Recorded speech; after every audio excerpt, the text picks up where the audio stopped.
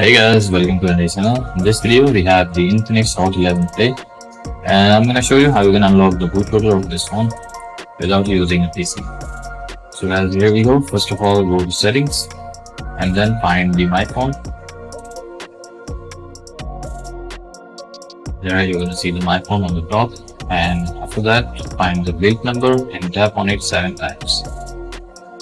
And once you see the developer options is enabled, go to system, and there you're gonna see the developer options. Now from here, find the OEM Unlocking and enable it. And that's it guys, that's how you can unlock the bootloader of this phone. If it's still not working, just go back to developer options and enable USB debugging as well. And that's it guys, that's how you can unlock the bootloader. So that's all in this video. Make sure to sub the channel and leave a thumbs up. Bye for now.